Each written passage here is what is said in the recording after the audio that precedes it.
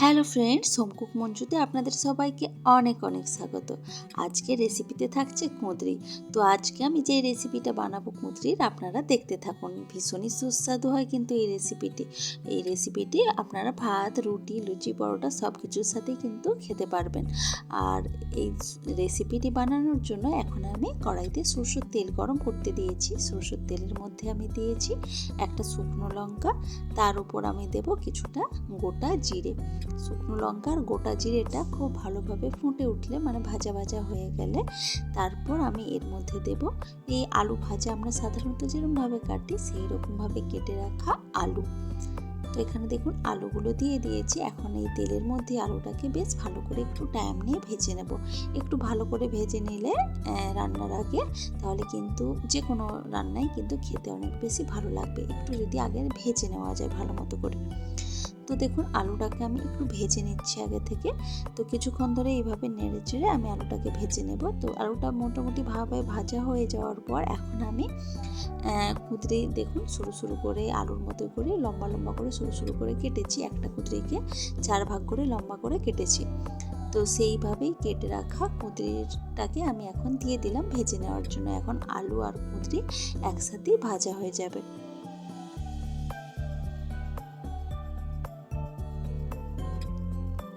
তো এইভাবে কিছুক্ষণ আলু আর কুঁদরিটাকে ভেজে নেওয়ার পর এখন আমি দিলাম একটা গোটা পেঁয়াজ, যেটাও আমি কুচিয়ে রেখেছি।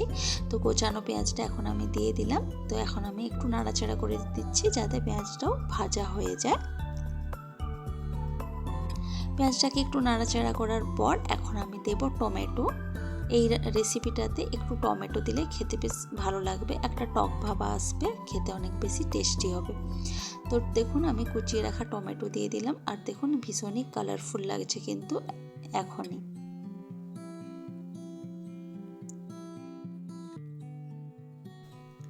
তো এইভাবে কিছুক্ষণ ধরে আমি সব কিছু কিন্তু ভালো মতো করে একটু ভেজে নিলাম।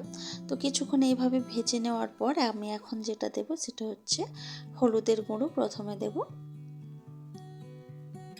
তো দেখুন হলুদের গুঁড়ো দিলাম। এরপর আমি দেব লঙ্কার গুঁড়ো, স্বাদ মতো লঙ্কা, যেমন আপনারা পছন্দ করবেন ঝালটা। তো লঙ্কার গুঁড়ো দেওয়ার পর এখন আমি দিয়েছি ধনের গুঁড়ো আর জিরের গুঁড়ো। তো এই গুঁড়ো মশলাগুলো দেওয়ার পর এখন আমি সব কিছু একসাথে খুব ভালো করে একটু কষিয়ে নিচ্ছি। আর আপনারা যদি চান এই সময় কিন্তু একটু আদা বাটা আর রসুন বাটাও কিন্তু দিয়ে দিতে পারেন, যদি পছন্দ করেন আদা রসুনের গন্ধটা। তো আজ আমি আদা রসুন বাটা ছাড়াই ওদের রেসিপিটা বানাবো, সেই জন্য আমি আদা বাটা রসুন বাটাটা দিলাম না। তো এইভাবে কিছুক্ষণ সব কিছু আমি একটু কষিয়ে নিলাম। তো কিছুক্ষণ ধরে এইভাবে কষিয়ে নেওয়ার পর এখন আমি দেব জল, পরিমাণ মতো জল দিচ্ছি, কারণ আলু কুঁদরি এগুলো সেদ্ধ হতে লাগবে। তো সেই জন্য জলটা সেই বুঝে দিলাম। আর এই রেসিপিটা একটু শুকনো হবে, তো সেই জন্য বেশি কিন্তু জলের ব্যবহার করছি না। এখন আমি দেব স্বাদ মতো নুন।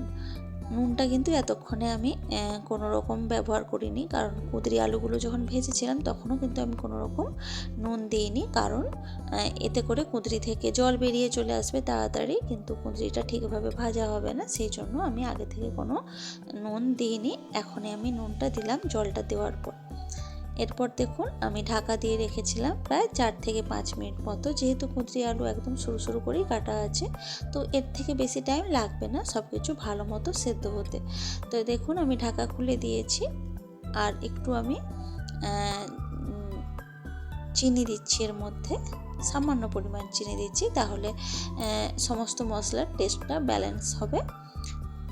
যেহেতু এখানে একটা টমেটো, আমি বড় সাইজের টমেটো দিয়েছি, তো সেই টক ভাবটাকে ব্যালেন্স করার জন্য, খুব সুন্দর একটা টেস্ট আনার জন্য একটু আমি চিনিটা দিয়েছি। আর তার সাথে দিয়েছি কিছুটা ভাজা জিরের গুঁড়ো। ভাজা জিরের গুঁড়োর গন্ধটাও কিন্তু এর সাথে খুব ভালো লাগে। তো এখন আমি সব দেখুন আলুগুলোকে একটু চেপে চেপে একটু ম্যাশ করে দিচ্ছি খুন্তির সাহায্যেই। কিছুটা আলু এইভাবে আমি ম্যাশ করে দিয়েছি, কারণ তাহলে একটা ঘন ব্যাপার আসবে এই রান্নাটার মধ্যে, সেই জন্য। তো এইভাবে গ্যাসের আঁচটা একটু বাড়িয়ে আমি রান্নাটাকে একটু শুকনো করে নিচ্ছি।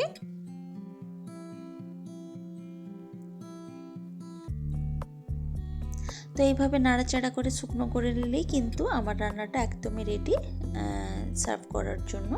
তো রেসিপিটি আপনাদের কেমন লেগেছে সেটা কিন্তু অবশ্যই আমাকে কমেন্ট করে জানাবেন। ভালো লাগলে লাইক কমেন্ট শেয়ার করবেন এবং প্লিজ আমার চ্যানেলটি সাবস্ক্রাইব করে আমার পাশে থাকবেন। তো আজকের ভিডিওটা এ পর্যন্তই থাক, দেখা হচ্ছে অন্য কোনো দিন অন্য কোনো ভিডিওতে অন্য কোনো রেসিপির সাথে। তো আজকের মতো টাটা, বাই বাই।